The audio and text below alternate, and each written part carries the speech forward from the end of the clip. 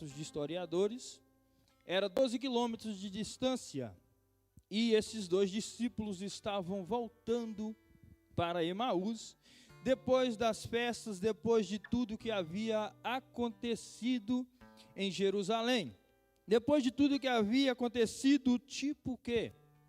Tipo, Jesus foi preso, Jesus foi crucificado, Jesus foi espancado, Jesus levou uma cuspidela, como se diz, na cara. Jesus, eles transpassaram o lado direito dele, levou ele à cruz e ele morreu. Tudo isso havia acontecido. Jesus foi crucificado, foi morto e sepultado. E depois de 3 dias, esses dois discípulos estavam descendo de Jerusalém, voltando para Emaús, uma caminhada de 12 quilômetros. E nessa caminhada, eles aí iam conversando entre eles, falando de tudo aquilo que havia acontecido. Mas antes de entrar nesse assunto, vamos voltar um pouco lá atrás, lá no início de todas as coisas. Vamos voltar lá no livro de Gênesis, lá no capítulo 5. Hoje nós vamos falar sobre promessas. Vamos decorrer sobre o assunto de promessas. E quando falamos em promessas, quem é que vem na nossa cabeça? Quem? Abraão? Certo, perfeito. Mas vamos voltar antes de Abraão. Vamos lá para o capítulo 5. Vamos voltar lá em Noé. Vamos voltar em Noé, que Noé ele pregou uma mensagem de arrependimento, certo? Perfeito. Eu sei que você disse sim, mas não em voz alta, eu ouvi. Ele pregou sobre arrependimento.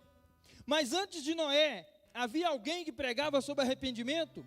Houve alguém que pregou a mensagem de arrependimento, que no qual se culminou no dia lá do dilúvio? Sim ou não?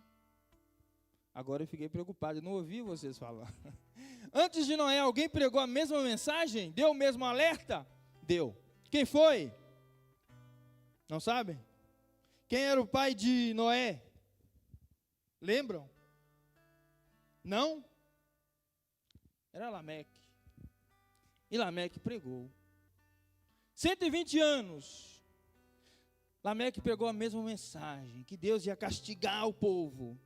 Que Deus ia castigar o povo. O povo tinha que se arrepender, senão Deus ia castigar. Mais de 120 anos. Lameque pregou a mesma mensagem de arrependimento.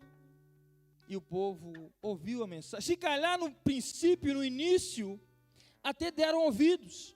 Mas com o passar dos anos, essa mensagem foi se perdendo. E depois aparece Noé no cenário, e Deus levanta Noé e faz uma promessa a Noé, dá a mesma mensagem e fala: olha, eu vou livrar a sua família. Prometeu Deus a Noé que iria livrar a família dele, ia dar o livramento à família dele. Mas a intenção de Deus, como nós já falamos aqui algumas vezes, nunca foi destruir a raça humana. Porque se Deus quisesse destruir a raça humana, Ele não dava o livramento. Se Deus quisesse acabar com a criação dele, Ele não tinha enviado Jesus Cristo por mim e por tua vida.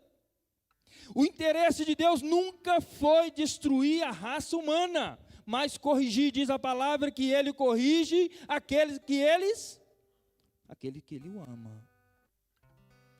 Se Ele quisesse destruir a raça humana, Ele não tinha usado Lameque 120 anos pregando: olha, vocês têm que se arrepender. Mas esqueceram. O tempo passa e até hoje isso acontece. Nós ouvimos a palavra de Deus, Deus nos corrige, bate um temor, chega o medo, você fala: não, eu tenho que ser crente. Deus me corrigiu, eu tenho que estar na igreja. 1, 2 semanas, na terceira já começa a se calhar, Deus já se esqueceu, já se apaziguou. Aí começa a se afastar de novo. Isso é normal do ser humano. Perde muito fácil. Esquece, perde o foco muito fácil. Então Deus ele usa Lameque, ele fala da mensagem, ninguém acreditou, o tempo foi passando e foi, como se diz, banalizou a questão. Quando Deus levanta Noé, Noé começa a dizer, olha, eu vou construir uma arca, vocês têm que se arrepender, porque senão vai vir um dilúvio, vai matar toda a gente. Sabe o que aconteceu? Zombaram de Noé. Porque na época nem chovia ainda como chove hoje. Se calhar perguntava, o que é chuva, meu amigo? O que é essa danada da chuva? Se subia só uma marezinha, esqueci o nome, como é que se diz? Esqueci. Uma coisinha, uma umidadezinha do chão para alimentar as flores e depois baixava de novo. E Noé dizia, vai chover, e o povo zombava dele, esse está louco, esse é maluco. Mas mesmo dizendo que ele era louco, era maluco, ele construiu a arca, e eles viram a arca sendo construída, viram aquela coisa grande lá e falaram, aquele é louco. Diz que vai acontecer uma coisa que nunca aconteceu. Esqueceram da mensagem. Zombavam de Noé. Mas sabe o que é mais interessante? Que aquilo que Deus disse aconteceu. Veio o dilúvio. E arrastou tudo. Porém, quem estava na arca foi preservado. Noé e sua família. Esqueceram da promessa. Começaram a ouvir as conversas. A mensagem no início, como já disse, poderia ter tido impacto, mas no passar do tempo foi perdendo a importância. É o que acontece nos nossos dias. Não vou perguntar a idade de ninguém, mas eu imagino que o mais velho que esteja no nosso meio, se nasceu num berço evangélico, com certeza ouviu da sua mãe, dos seus avós, Jesus está voltando. Jesus vai voltar. E com o passar do tempo, hoje, se calhar já pensou, rapaz, desde pequenininho, eu tinha 3, 4 dentes na boca, e hoje já não tem nenhum mais, já cresceu, já caiu, e continuam dizendo que Jesus vai voltar. Será que vai? Será que isso não é como Freud disse? Freud disse assim, eu vou compartilhar com você. Ele disse, esses que se diz cristão, são pessoas fracas de cabeça. Eles não têm força o suficiente para encarar os seus problemas e se escondem atrás da Bíblia. Muitos pegam essa linha de Freud e olham para nós e falam assim, esses são fracos. Esses são fracos mentalmente, estão escondendo atrás da Bíblia. Não tem força o suficiente para isso. E muitos que ouvem isso lá fora falam, realmente, já tem anos e anos, vovó falava, mamãe, papai falava, e eu estou falando para os meus filhos, Jesus vai voltar, mas será que eu não sou fraco? Perdeu, esqueceu das promessas, já estão dando ouvido a conversas, e as má conversações corrompem os bons costumes. Estão dando ouvido a conversas e esquecendo da promessa. Vou dar outro exemplo. Agora sim nós vamos lá para o nosso patriarca, Abraão. No capítulo 12 de Gênesis, você vai ver que vai estar registrado que o Senhor chamou Abraão e disse, Abraão, sai da tua terra, do meio da tua parentela, sai da casa do teu pai, da tua terra, e vai para uma terra que eu te mostrarei, e far-te-ei uma grande nação, e abençoar-te-ei, e engrandecerei o teu nome, e tu serás uma bênção. Deus fala para Abraão, vou te fazer uma grande nação. Abraão pegou a promessa, arrumou suas coisas e falou, pai, eu vou sair de casa. Fala, rapaz, mas como é que você vai sair de casa aqui? Você tem uma vida tranquila, nós temos um negocinho, fabricação de imagenzinhas. Você vai herdar isso tudo. Ele falou, não, eu vou porque eu ouvi a voz de Deus. Que Deus? Quem te disse alguma coisa sobre esse Deus? Os deuses que nós servimos é o que o papai faz aqui, filhinho. Ele disse, não. Acima disso tudo, eu sei que existe um ser soberano que governa isso tudo. E é esse Deus que me chamou e eu vou obedecer. Saiu do meio da idolatria. Pegou seu caminho fora de casa e assim trilhou a sua caminhada.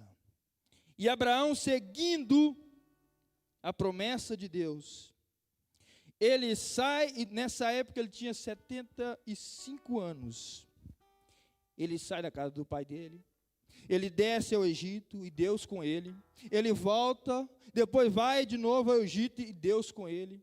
Reúne-se 4 reis contra 5, faz a batalha dos 5 reis contra 5. E nessa batalha os reis levam cativo o povo e o primo de Abraão. É primo? Ló, sobrinho. Vocês vigiam. Leva o sobrinho de Ló. O sobrinho de Abraão, Ló. Abraão então junta os seus servos e vai atrás. E apenas com os servos dele, ele consegue resgatar os cativos. E Abraão está voltando e todo aquele povo ao redor agradecendo a ele. Ele fala, gente, eu vejo coisas, vai raciocinando comigo. Vejo coisas grandes acontecendo, mas onde é que está a promessa de Deus? Deus disse que ia me fazer uma grande nação. E lá no capítulo 15, do versículo 1 ao versículo 4, Deus volta a falar com Abraão. E diz assim, depois dessas coisas, que essa batalha dos reis, dos 4 contra os 5 reis, veio a palavra do Senhor a Abraão em visão, dizendo, não temas, Abraão, eu sou o teu escudo, a sua proteção, o teu grandíssimo galardão. Então disse Abraão, Senhor Jeová, que me has de dar? Pois ando sem filhos, e o mordomo da minha casa é o Damasceno Eliezer. Disse mais Abraão, eis que me não tens dado semente, e eis que um nascido de minha casa será o meu herdeiro. E eis que veio a palavra do Senhor a ele, dizendo, este não será o teu herdeiro, mas aquele que a ti será gerado, que de ti será gerado, aquele que de ti será gerado, e será o teu herdeiro. Entre a primeira vez que Deus falou com Abraão, lá no capítulo 12, até aqui no capítulo 5, passou-se 10 anos. Abraão casou com Sarai. Sarai era estéril, não podia dar à luz. E Abraão carregava essa promessa, eu vou ser pai de uma grande nação. Eu vou ser pai de uma grande nação. Mas aí Sarai começa a pensar, como é que meu marido vai ser pai de uma grande nação, se eu não posso dar à luz? Eu sou estéril. Naquela época, a mulher estéril era considerada amaldiçoada. Não poderia gerar filhos. Quanto mais filhos a mulher gerava, mais os outros entendiam que era abençoada. Sarai começa a pensar, como é que meu marido vai ser pai de uma grande nação se eu sou amaldiçoada? Eu não consigo gerar. Como é que ele vai ser pai? Como é que Deus vai engrandecer a ele? Se a semente dele não pode ser gerada, eu não dou filhos. Aí ela tem uma ideia, pegar Agar, entregar a seu marido. E faz isso. Se calhar Sara começa a ouvir conversas, mas seu marido, o nosso Senhor Abraão, tem promessa. Se calhar, o seu casamento não fazia parte da aliança de Deus com Abraão. Se calhar, você não estava nos planos, porque o plano de Deus é esse, mas você não encaixa no plano de Deus. Se calhar você não faz parte da promessa, você está impedindo a promessa de Deus de se cumprir. Se calhar você está servindo como empecilho. Porque algo levou Sarai a pensar, se não é de mim, eu pego a minha escrava e dou para ele, minha escrava terá filho, é como se fosse meu. Deu ouvido à conversa, esqueceu da promessa. A promessa de Deus era com Abraão, é a semente de Abraão. E nasceu Ismael, que é uma pedra no sapato até hoje, né? Ainda continua lá falando, vocês me colocou no mundo, então vai ter que me aguentar. Os ismaelitas continuam por aí. Não fazia parte do plano. Deus não rejeitou o filho de Agar, mas não estava na promessa. Deixaram a promessa, ouviram conversa, e quando o ser humano esquece da promessa, tem que dar errado.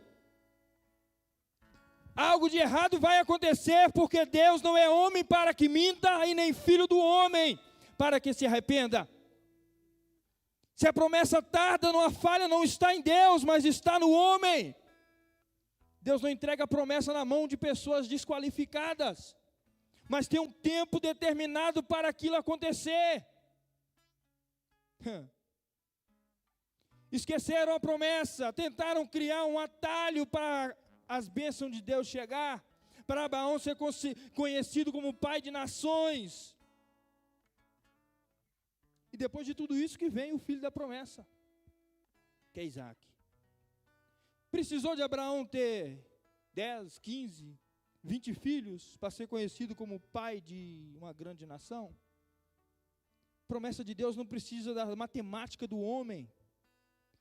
É com um que Deus faz uma grande multidão. É com 5 pães, 2 peixinhos, Deus alimenta a multidão. A lógica de Deus não é a nossa lógica. Quando nós olhamos e pensamos, estamos perdendo, não, é aí que você está ganhando.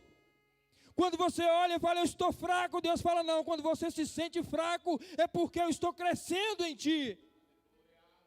Não depende da sua força, não depende da sua inteligência, do seu intelecto, é Ele que nos capacita. Não perca o foco, não perca aquilo que Deus te falou.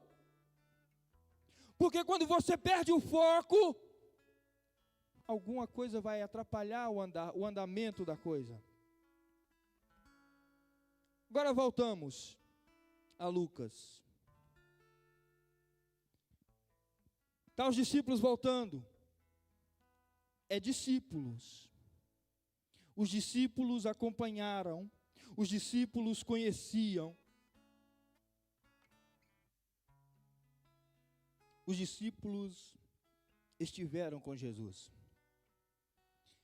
E durante toda a caminhada de Jesus, o que Jesus deixou bem claro, nós estudamos hoje na escola bíblica, que mesmo prestes a acontecer, mesmo nos momentos antes dele ser preso, ele em vez de ser consolado, ele sabendo que iria ser preso, que iria ser maltratado, que iria ser levado à cruz do Calvário, ele teria que ser consolado. Não, mas não foi ao contrário.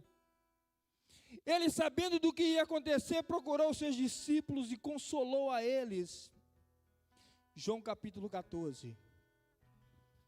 Ele dá consolo, ele precisava ser consolado, não, ele foi dar consolo, e deu consolo e fez uma promessa, ei, vocês vão estar, eu vou, porque lá na casa do meu pai há muitas moradas, se não tivesse eu não dizia, mas eu vou vos preparar lugar e voltarei. Se você for ver o andamento da história, você vai ver que em todo o tempo Jesus falava, eu vou voltar, esse templo que vocês estão vendo, eu vou destruir. Isso é Jesus falando dele. Eu vou destruir esse templo e em 3 dias levantarei. Jesus estava falando de si, que ele ia descer ao sepulcro, mas em 3 dias ele ia levantar.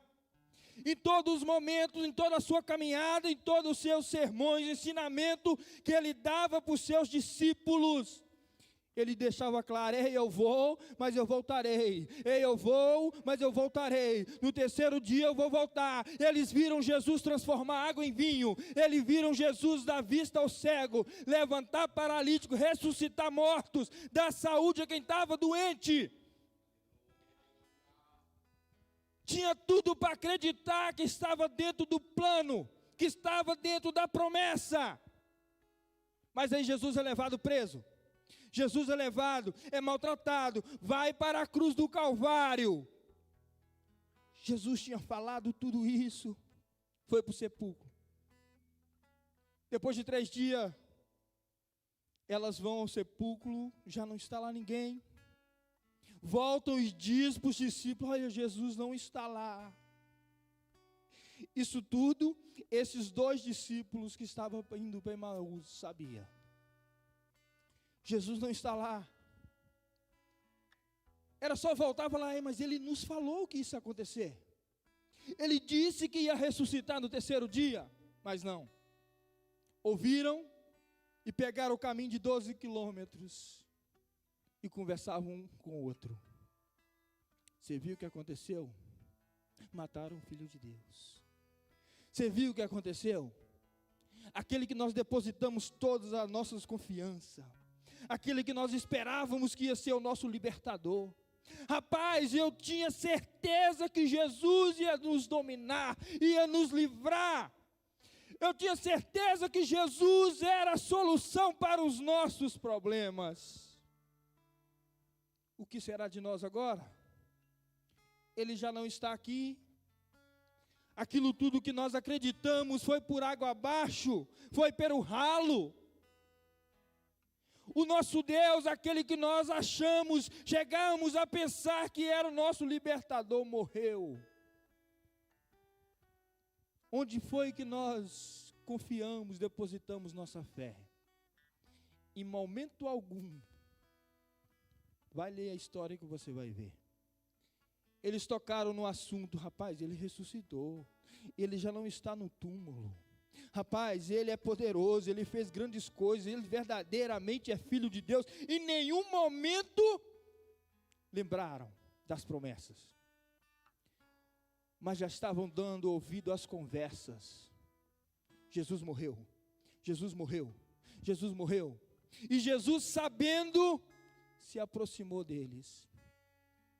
E durante essa caminhada, Jesus foi conversando e aplicando a palavra. A revelação, guarda isso, a revelação de Jesus vem pela comunhão e a explanação da palavra. Enquanto eles estavam ali conversando com Jesus, Jesus explanando a palavra, andaram 12 quilômetros, chegando em Emaús.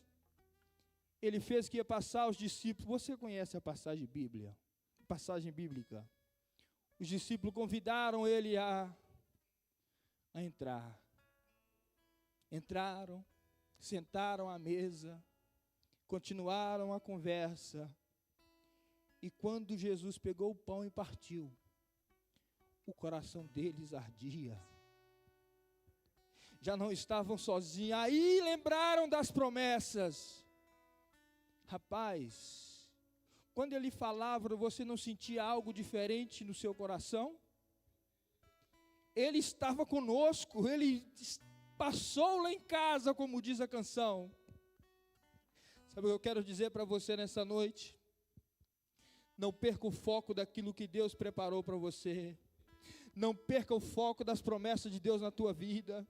Não dê ouvido a conversas de pessoas lá fora. Nem todos que abrem a boca para falar com você é usado de Deus. Nem todos estão falando direcionado de Deus. Mas Satanás também usa pessoas para lançar palavras, frases contra a tua vida. Jó estava sofrendo, mas permanecia fiel. O que a mulher dele falou com ele? Amaldiçoa esse Deus e morre. Você acha que foi direcionada por Deus? Você acha que ela estava falando direcionada por Deus? não dê brechas, porque Satanás usa. Ele não precisa apossessar do seu corpo, mas ele usa, lança frase. Ele nunca vai entrar na sua mente como falar na terceira pessoa. Ele vai entrar na sua mente e colocar pensamentos como você estivesse pensando. Sabe aquele pensamento, eu sei, eu falo, eu tenho certeza. Ele sempre vai usar a primeira pessoa do singular, como você estivesse pensando. Mas antes de você abrir a boca, antes de você dar lugar ao seu ouvido para ouvir certas coisas, analise o que está ouvindo, analise aquilo que vai falar, porque nem tudo vem de Deus. O que Deus te prometeu, já falei, volto a repetir, Deus não chamou ninguém para estar de braço cruzado na obra dele. Ninguém foi chamar, ninguém é inútil na obra do Senhor. E se você vem aqui nesta noite e fala, meu irmão, eu ainda não sei quais são as promessas de Deus para a minha vida, eu vou orar a Deus e o Espírito Santo irá abrir os seus olhos e o seu entendimento, e você verá que você é importante na obra do Senhor. Você verá que isso que você está ouvindo, isso é para tirar você do foco. Deus te trouxe nesta noite para te dizer que você é importante e que as promessas dele na tua vida ainda estão de pé. Não deixe que falação, não deixe que conversa vem fazer você desanimar, mas se achegue ao Senhor, seja renovado, cheio pelo Espírito dele. Só descobriram quando que era Jesus no último momento. Quando partiu o pão, ele falou, rapaz, verdadeiramente é Jesus, onde é que está ele? E ele já não estava lá. Muitos vão acordar como esses discípulos e vai dizer, verdadeiramente eu estava no local onde Jesus estava presente. Mas quando chegar o dia que você olhar e não encontrar mais ele, aí você tem que se preocupar. Porque esse dia que eu falei, que muitos falam há anos atrás, esse dia está chegando. Jesus realmente está voltando. Se prepare, enquanto Ele está andando com você na caminhada, peça ao Espírito Santo para abrir os seus olhos, para você desfrutar dessa companhia, porque um dia que você olhar e falar, olha, realmente Jesus estava ali, já vai ser tarde demais, já vai ser tarde demais. Jesus tem algo na sua vida. Eu não sei o que Ele te prometeu. Eu não sei as dificuldades que você passa, que você enfrenta. Eu não sei aquilo que Satanás lançou contra a sua mente, contra o seu coração. Eu não sei. O que eu sei é que Ele veio para libertar os cativos, Ele veio para dar vida aos mortos, Ele veio sarar os enfermos. O que eu sei é que eu sirvo a um Deus poderoso, que não há nada que possa impedir o agir dEle. O que eu sei é que Ele te trouxe nesta noite para te encher e renovar suas forças. Isso eu sei, 100% de certeza. Porque eu creio no Deus que eu sirvo, e eu sei aquilo que Ele me deu para fazer. O que eu quero é que você venha despertar, que você venha usufruir dessa companhia que nós temos, e que um dia nós já não vamos ter. O que eu quero é que você entenda a importância de você reconhecer a presença de Jesus na tua vida, na tua casa, na tua família. O que está te afastando de Deus? O que está te impedindo a reconhecer a presença de Deus? Pense aí, analise aí. Hoje é o dia de você recomeçar. Hoje é o dia de você se prostrar diante dEle e falar, verdadeiramente, ó Senhor, eu creio, Pai, nas promessas, eu vou manter firme. Não desanime, não deixe que o tempo venha apagar aquilo que Deus preparou para você e para a tua casa. Eu quero te convidar a colocar sobre os vossos pés. Eu quero orar por você.